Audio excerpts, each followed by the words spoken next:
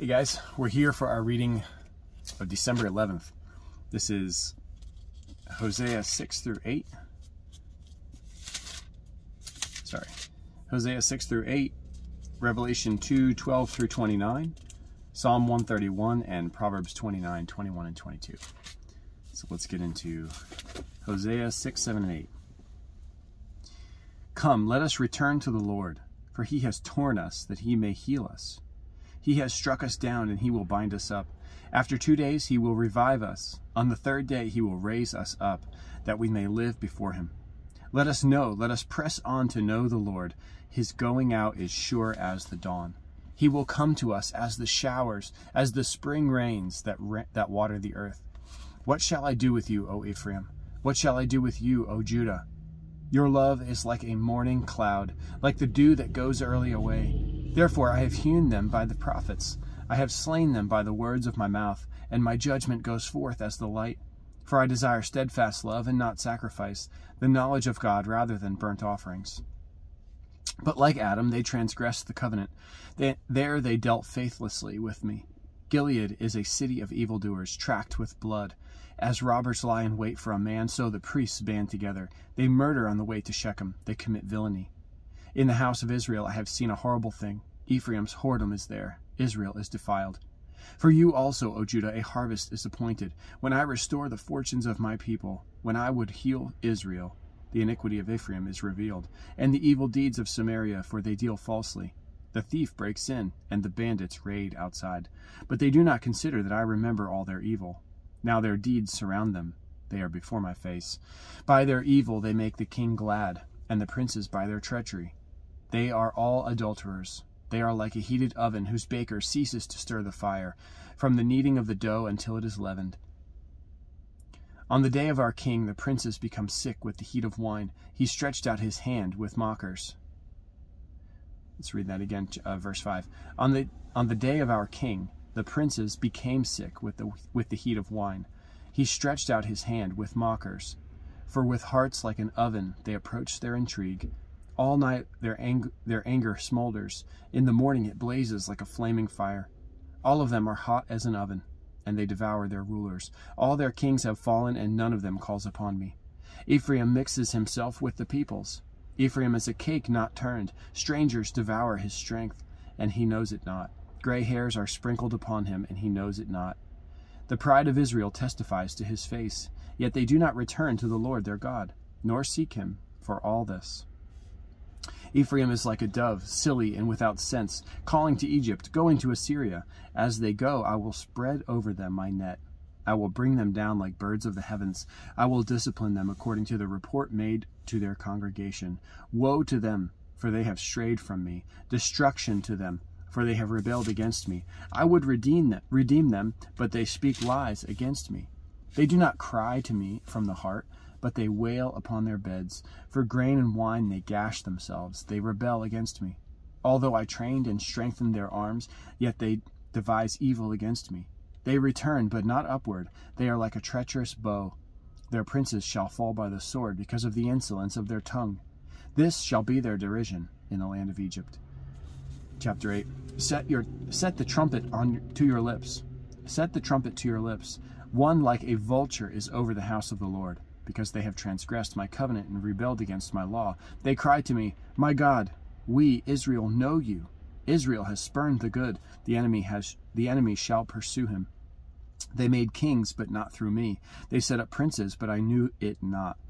With their silver and gold they made idols for their own destruction. I have spurned your calf, O Samaria. My anger burns against them. How long will they be incapable of innocence?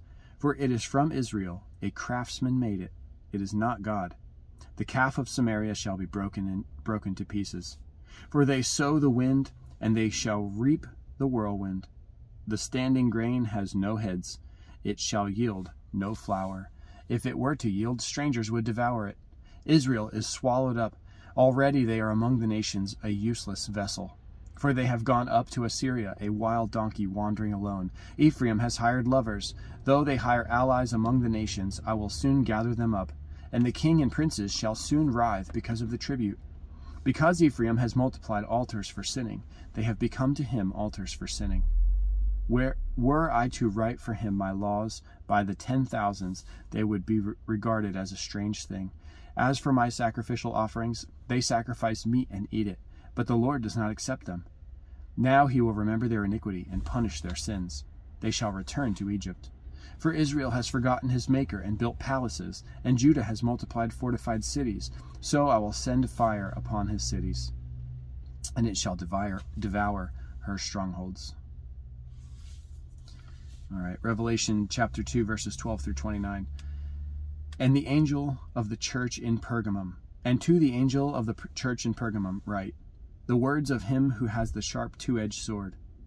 I know where you dwell, where Satan's throne is, yet you hold fast my name. Yet you hold fast my name, and you did not deny my faith, even in the days of Antipas, my faithful witness, who was killed among you, where Satan dwells. But I have a few things against you. You have some there who hold the teaching of Balaam, who taught Balak to put a stumbling block before the sons of Israel, so that they might eat food sacrificed to idols and practice sexual immorality. So also you have some who hold the teaching of the Nicolaitans. Therefore repent. If not, I will come to you soon and war against them with the sword of my mouth. He who has an ear, let him hear what the Spirit says to the churches. To the one who conquers, I will give some of the hidden manna, and I will give him a white stone with a new name written on the stone that no one knows except the one who receives it. And to the angel of the church in Thyatira write, the words of the Son of God, who has eyes like a flame of fire, and whose feet are like burnished bronze. I know your works, your love, and faith and service and patient endurance, and that your latter works exceed the first. But I have this against you, that you tolerate that woman Jezebel, who calls herself a prophetess, and is teaching and seducing my servants to practice sexual immorality, and to eat food sacrificed to idols. I gave her time to repent, but she refuses to repent of her sexual immorality.